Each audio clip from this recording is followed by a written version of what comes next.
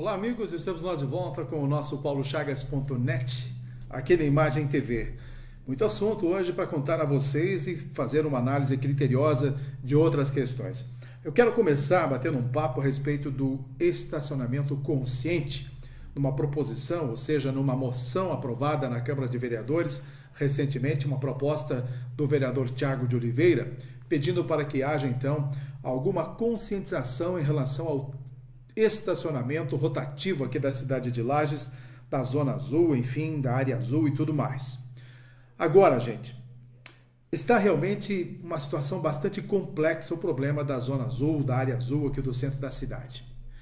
Se você pensa em ir com o seu carro durante o dia, em horário comercial para estacionar, você não vai encontrar vaga nenhuma, pois estão lá carros que estacionam pela manhã e só saem à noite do estacionamento. Ou seja, as pessoas estão usando realmente hoje as vagas como bem entendem, porque não existe hoje nenhuma organização, nenhuma legislação, nenhum sistema de cobrança. O município ainda está trabalhando naquela licitação para ver se encontra uma empresa para que possa assumir a responsabilidade de controlar o sistema de estacionamento rotativo no centro da cidade. Então, a Zona Azul está virada realmente numa zona, né? Não existe hoje uma compreensão por parte de muitas pessoas que deixam seus carros estacionados para deixar um outro, quem sabe, estacionar naquele espaço. Os carros estão estacionados e ficam o dia inteiro. E essa proposta do vereador Thiago, exatamente, é para que haja uma consciência da população nesse sentido, além de respeitar as faixas de segurança, estacionamento em lugares onde são reservados para idosos, para cadeirantes, enfim, para as pessoas com algum tipo de deficiência. Mesmo assim, muitos desses lugares também não estão sendo respeitados e tudo isso faz parte desta moção do Thiago de Oliveira. A cidade de Lages, nesse ponto, com relação aos estacionamentos, está à deriva. Não há ninguém realmente se responsabilizando nesse sentido, embora o processo de licitação esteja correndo numa lentidão que não se sabe quando é que isso vai ficar pronto. Não existe nenhum sistema de controle. O município talvez pudesse fazer algo paliativo ou pelo menos provisoriamente para controlar o sistema de estacionamento da cidade de Lages, favorecendo um pouco mais a comunidade. Está realmente um caos o centro da cidade quando você pensa em procurar um estacionamento. E já aqueles estacionamentos privados que você paga, o preço é um absurdo, né? 4, 5, 6 reais por uma hora. E tem gente que reclama que quando vai ao shopping fica lá 4 horas e gasta 6 reais e não quer pagar. Aqui em Lages tu paga 6 reais para estacionar uma hora ou 4 reais meia hora. Tem estacionamento assim no centro da cidade. A exploração é bastante grande nesse sentido. Bom, essas coisas a gente fica realmente bastante chateado e tem ainda a questão das lombadas eletrônicas. Muita gente está gostando, né? Não precisa mais se preocupar com lombada eletrônica, passa acima da velocidade permitida e assim por diante. Claro que a gente tem hoje um ponderamento com relação a esta velocidade. 40, você não passa mais dos 40, mas passando com 50, 60 por hora, embora as lombadas não estejam funcionando, até ainda é razoável. Agora tem gente que passa 80, 90 e parece-me que as coisas estão realmente num desequilíbrio institucional no que tange a esta questão da segurança no trânsito da cidade de Lages. Aliás, por falar em trânsito, a gente sempre está culpando aí as autoridades e os motoristas. Nos semáforos, aquela mãozinha vermelha não significa nada para o pedestre. É a primeira pessoa a não respeitar esta sinalização. O carro para quando o sinal está vermelho. Mas quando a mãozinha ou o sinal de pare para o pedestre, ele não quer nem saber, ele acha que está na faixa de segurança, ele dá uma olhadinha se o carro está um pouquinho distante e atravessa a faixa do jeito que ele quiser, sem se preocupar se está vermelho ou verde para a sua passagem. Este é também um atributo do pedestre que não respeita a sinalização do trânsito, pelo menos nos pontos onde existe esse semáforo, onde existe um momento em que ele pode atravessar com segurança, mas a nossa cultura não permite esse tipo de educação. Eu falo nossa porque eu estou fazendo parte do povo brasileiro e não adianta, nós vivemos uma regra substancial de oportunismo, né? Simplesmente se enfia na frente do carro porque ele está um pouco distante, mesmo não sendo a tua ordem de passagem. Eu canso de repetir, um amigo esteve no Canadá recentemente e um dia ele observou um amontoado de pessoas parada numa calçada, né? Estava lá todo mundo parado na calçada, não vinha carro, não tinha jeito nenhum, e ele perguntou, mas por que aquelas pessoas não atravessam, não está vindo carro nenhum?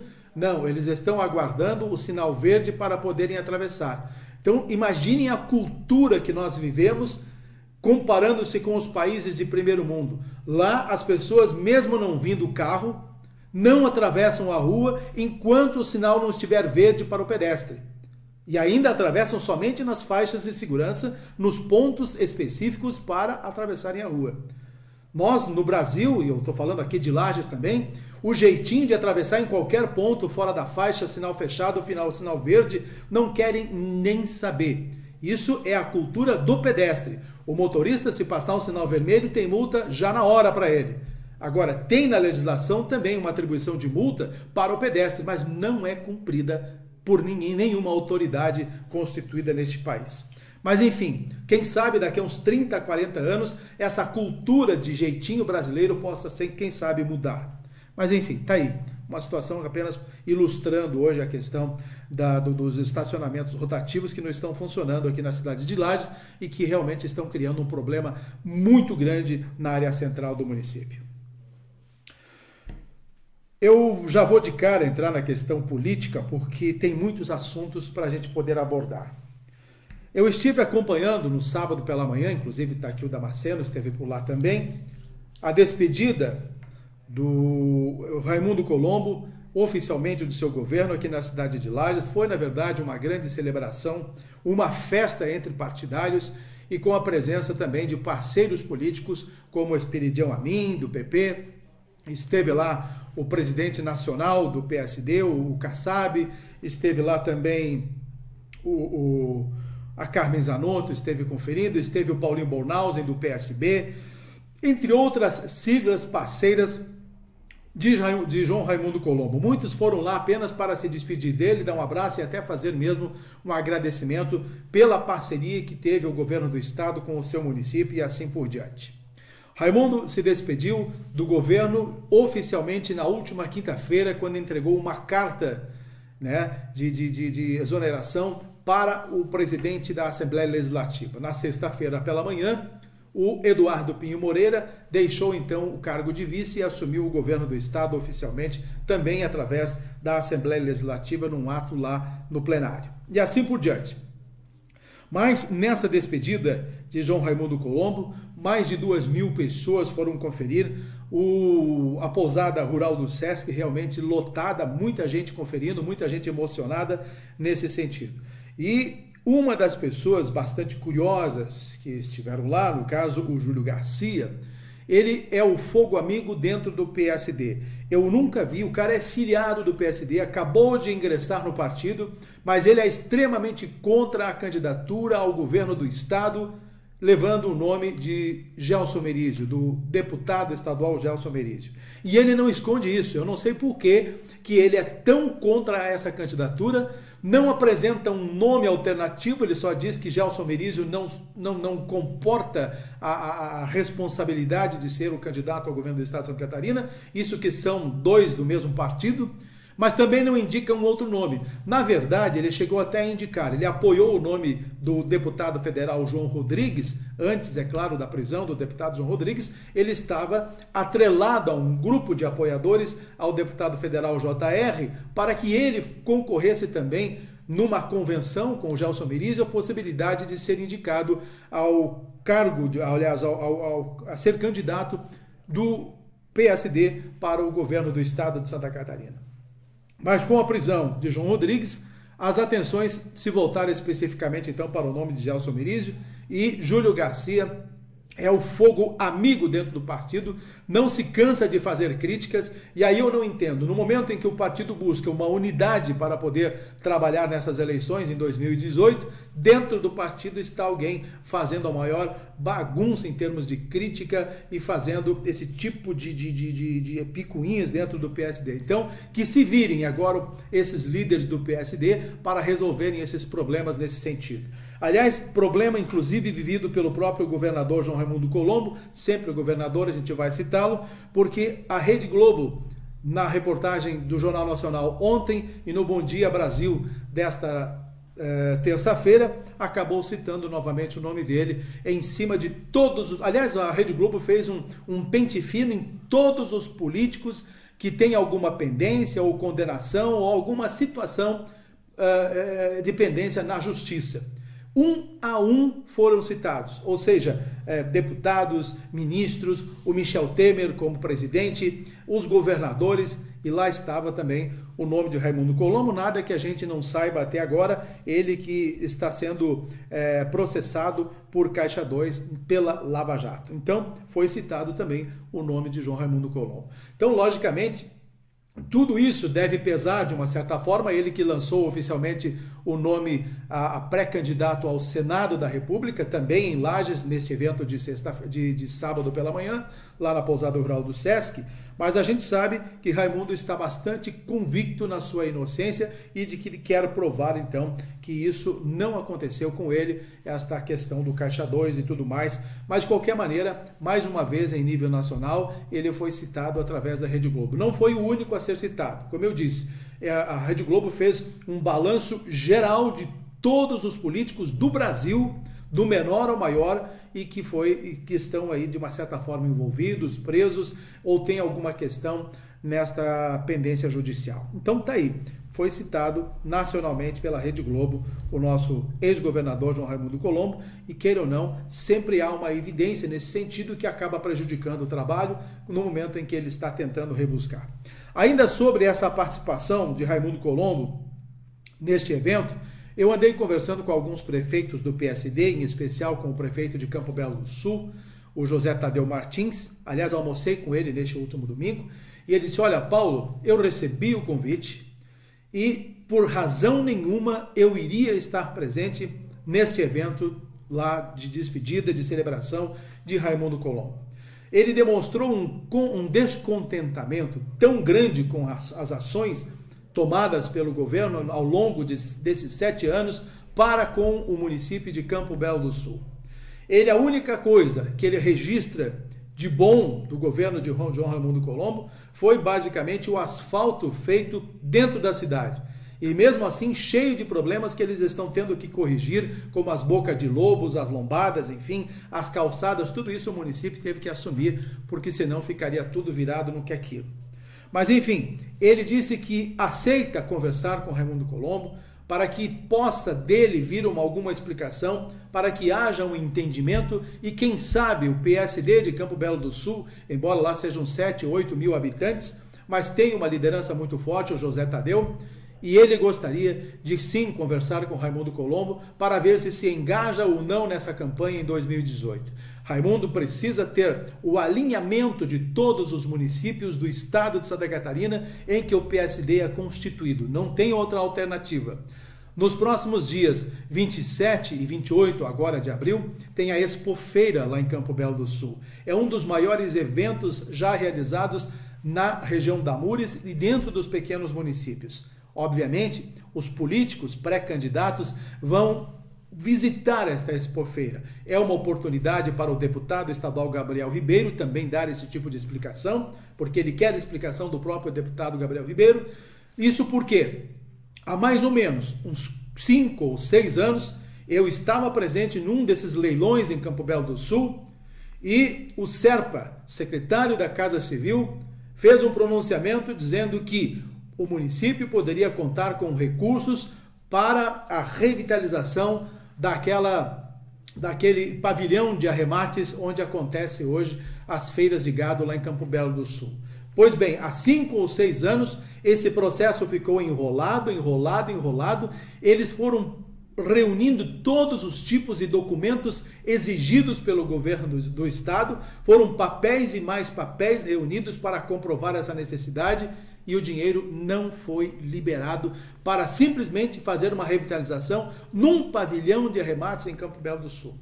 Então, há um descontentamento na região dos Lagos, né? Campo Belo do Sul, Cerro Negro, Anita Garibaldi, e eu acho então que desta forma Raimundo Colombo precisa sentar com esse pessoal da Mures, ter uma conversa franca e reservada, e muito importante, para poder obter deles o apoio à candidatura ao Senado. Basicamente isso, então, as questões envolvendo toda essa operação, todo esse ato de despedida de Raimundo Colombo, com os seus prós e contra. Não há dúvida de que há muita gente chateada, mas também Raimundo Colombo tem muita gente ao seu lado participando desse projeto para que ele se eleja senador da República e volte e continue a ser representando a nossa cidade de Lages. Conversei também com o deputado estadual Fernando Coruja na última sexta-feira, e ele disse que, obviamente, não está mais no MDB, porque dentro do MDB ele nunca teve o espaço que queria.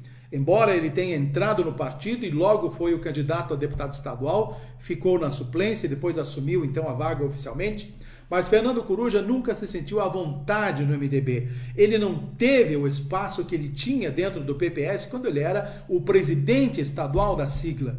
E o Fernando Coruja então disse: olha, Paulo, como é que eu vou ser candidato a deputado estadual? Buscaram nele essa possibilidade dele ser de novo candidato a deputado estadual. Ele disse: Paulo, eu não visitei um município, eu não fiz um trabalho de parlamentar diretamente nos municípios. Eu estava na Assembleia, voltava para casa, para o meu consultório e cuidei basicamente da minha vida. Como é que eu vou chegar agora nos municípios e dizer: gente, eu quero ser novamente candidato a deputado estadual e conto com o apoio de vocês?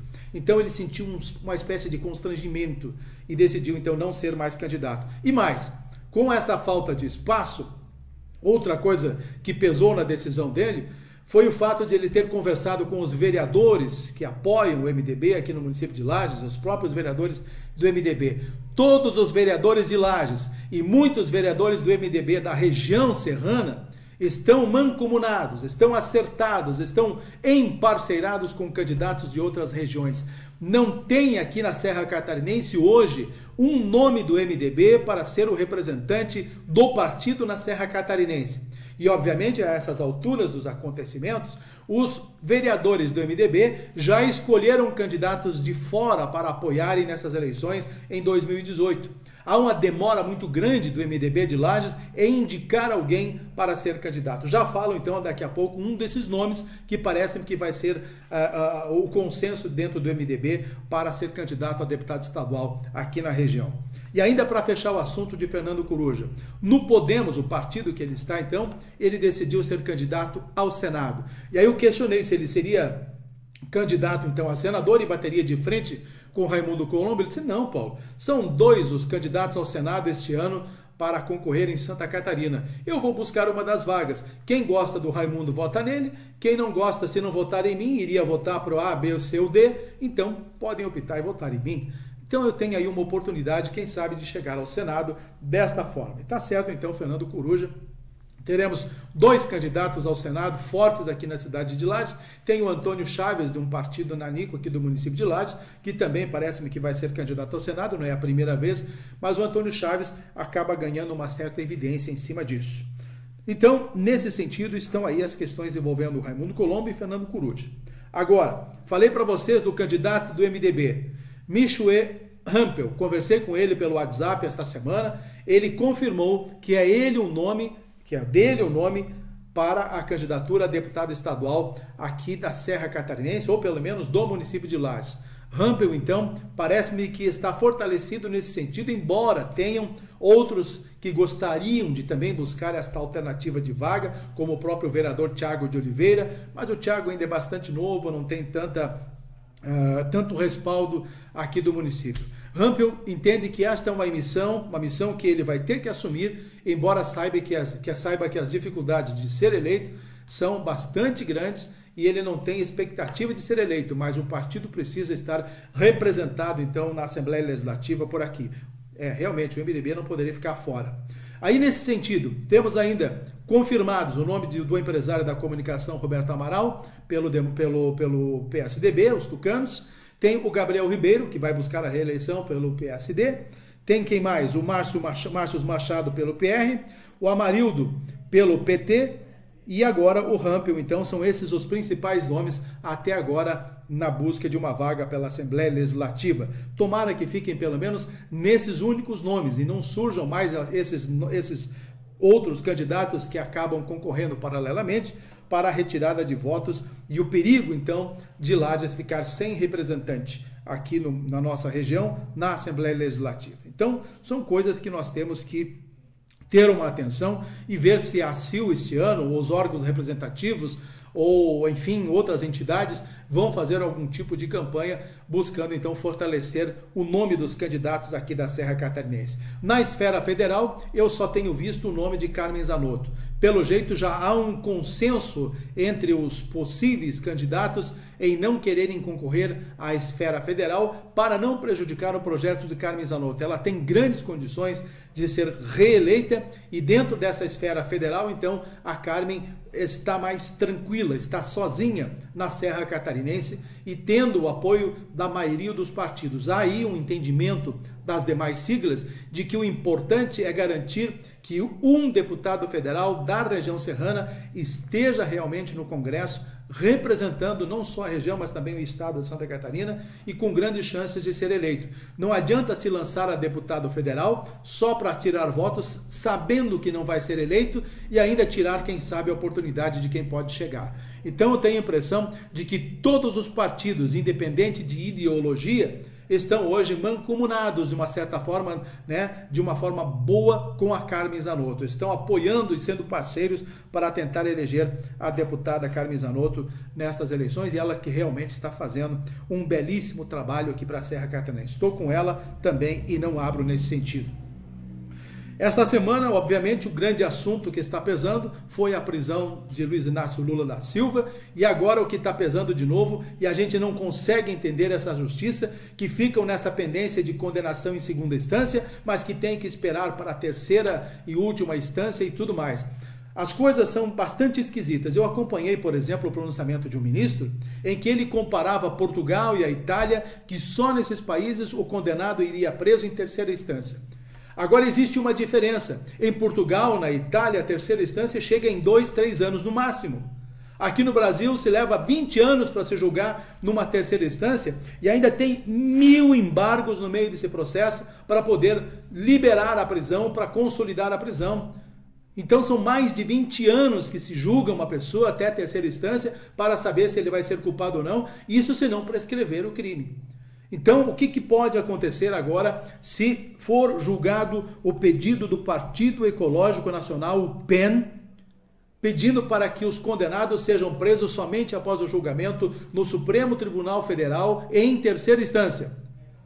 Se eles aprovarem isso, nós estaremos automaticamente dentro da sociedade condenados a uma coisa: assistir a uma abertura de portas de cadeia, não apenas para os ministros, para os que já estão presos da Lava Jato, não apenas para Lula, mas todos os condenados em segunda instância, em todas as esferas, terão as portas das cadeias abertas e a criminalidade de volta às ruas, compensando basicamente ser criminoso, principalmente de colarinho branco.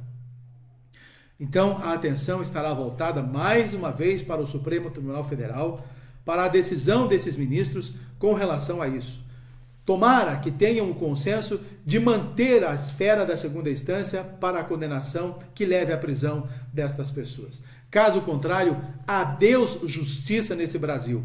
Nunca mais vamos nos recuperar de uma vergonha de termos os nossos criminosos simplesmente mandando no Brasil e dizendo que o crime compensa. Por isso que todo mundo quer ir para o julgamento no Supremo Tribunal Federal, porque lá os ministros são bondosos e vocês estão vendo aí quantos já estão voltando para casa com prisão domiciliar, entre outras coisas, voltando ao cargo depois de estar preso, porque um ou outro ministro está deliberando estas vantagens para essas pessoas criminosas do colarinho branco, que estavam afastados de governos e estão retomando seus cargos exatamente porque os ministros acham que tem que ser julgado em terceira instância.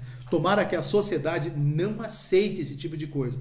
Outro dia estava lá um general do Exército falando um monte de coisas, até algumas com razão, outras eram besteiras nesse sentido, mas de qualquer forma mexeu com a opinião pública a possibilidade de uma ação militar nesse Brasil em função de tanto desmando, de tanta corrupção, e temos um presidente da República acusado de todos os lados e está lá bonitão, né, comandando ainda o Brasil e assim por diante. A gente espera até que uma terceira denúncia aconteça e eu acho que nesta terceira denúncia o Michel Temer não suporta. Vai assumir a presidência da República o presidente do Congresso Federal e não tenho dúvida disso.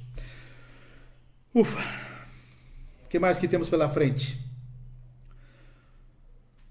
Pessoal, uma notícia bacana que aconteceu essa semana foi a liberação de R$898 mil.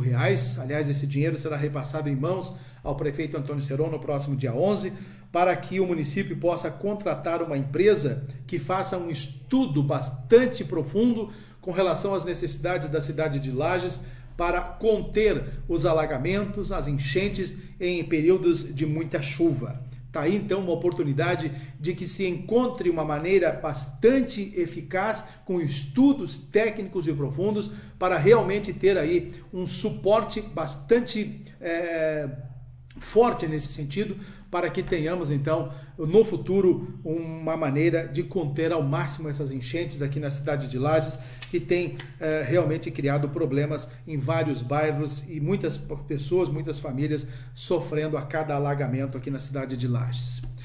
Eu comentei aqui na semana passada sobre a Secretaria de Turismo, que ela estaria sendo extinta, e de diversas razões eu citei por que ela não deveria ser extinta, e obviamente a decisão do governador, hoje Eduardo Pinho Moreira, de não mais extinguir esta secretaria, obviamente não foi porque eu falei, mas pelo menos eu tive respaldo em tudo o que eu falei.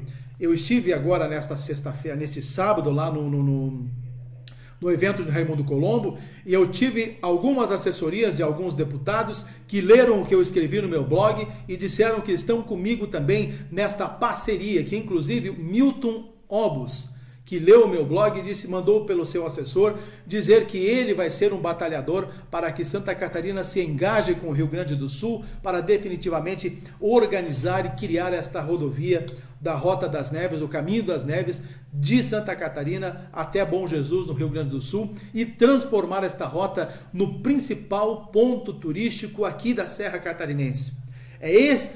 Esta é a questão de que eu não consigo entender por que os nossos governantes, os nossos líderes políticos não se abraçam, não se engajam nesse processo, não se unem aos gaúchos nesse sentido, para que transformem a Serra Catarinense nesse grande ponto turístico com o término das obras do Caminho das Neves. E aí então, minha gente, talvez com esse asfaltamento, a partir da federalização agora, as coisas aconteçam. Por isso eu fico feliz de que Eduardo Pinho Moreira decidiu não mais extinguir a Secretaria de Turismo, que é responsável pela arrecadação de um PIB de cerca de 13% no estado de Santa Catarina. E o homem estava quase pondo por terra. Ele iria sentir realmente o peso das mãos dos responsáveis pelo turismo em Santa Catarina e teria realmente uma resposta muito adequada no seu futuro político desse setor, desse segmento que responde por bilhões de arrecadação a cada temporada. E a Serra Catarinense, nesse período de inverno, pode também se estruturar, porque o Caminho das Neves será realmente uma das rotas mais bonitas, mais belas que as pessoas poderão visualizar depois de pronto. Então, a viabilidade a partir da federalização destas rodovias, iniciando por Santa Catarina e terminando lá em Bom Jesus, no Rio Grande do Sul, está aí então uma questão bastante importante para o fomento do turismo na Serra Catarinense. Eu vou continuar batendo nesta tecla, batendo muito no meu blog, batendo nos meus programas de televisão, até quem sabe um dia eu possa ver em vida tudo isso concluído e também poder usufruir destas belezas naturais da Serra Catarinense. Tomara então que você, deputado Milton Obus, e outros deputados estaduais, o Gabriel Ribeiro aqui na Serra Catarinense, sequer hoje se pronunciou a respeito disso. Eu gostaria muito de ter visto o deputado Gabriel Ribeiro lutando pelo Caminho das Neves. Eu não sei por que não falou nada disso a respeito, e essas coisas precisariam, obviamente, do engajamento de todas as correntes parlamentares para que o estado de Santa Catarina e o estado do Rio Grande do Sul concluam esta obra extremamente importante e dar à Serra Catarinense definitivamente um visual, um ponto turístico que possa ser visitado por milhares e milhares de pessoas. Já visitam São Joaquim, já visitam Bom Jardim da Serra, já passam pela Serra do Rio do Rastro, todo mundo fica admirado, mas nada mais do que isso é feito. Se falou inclusive em fazer agora um ponto panorâmico de vidro sobre a Serra do Rio do Rastro, mas com a saída de Leonel Pavan, ninguém mais falou a respeito desse assunto. Não sei se esse projeto terá prosseguimento. Infelizmente, coisas boas no campo turístico ainda estão restritas ao litoral e a Serra Catarinense deixada de lado. Tomara então que o Milton Obos, não sou partidário de Milton Obos, não sou amigo pessoal dele, mas já estou simpatizando só pelo fato do assessor dele ter falado comigo, dizendo: Paulo, nós vamos lutar sim por esta conclusão das obras federalizadas aqui na região do Caminho das Neves, e ver então qual a possibilidade de ele fazer esta união junto com os parlamentares do Rio Grande do Sul e trabalhar em prol do turismo da Serra Catarinense. Gostaria de ver realmente os representantes da Serra buscando este entendimento de serem parceiros junto aos gaúchos para que se conclua então esse Caminho das Neves. Tá aí, mais uma vez, a gente botando a panos limpos, né, este assunto envolvendo o turismo da Serra Catarinense. Gente, eu vou incomodar vocês e eu quero ver todas as pessoas ligadas ao turismo envolvidas nesse processo para que definitivamente a Serra Catarinense ganhe esse papel preponderante do turismo em Santa Catarina. Não sei realmente o que está acontecendo na Câmara de Vereadores. Deu uma calmaria essa semana com relação aos processos envolvendo o Jair Júnior, uma calmaria envolvendo o processo envolvendo o vereador Vone, mas essa semana com certeza teremos novidades a respeito e tudo que deva ser dentro da legalidade deva ser então feito da melhor maneira possível, seguindo, claro, toda a legislação vigente para se definir o futuro desses vereadores aqui de Lages. Tá bom, minha gente? Assim nós encerramos o nosso programa hoje, deixando a todos vocês um grande abraço e prometendo, se Deus quiser, voltar com mais um paulochagas.net. Até lá então.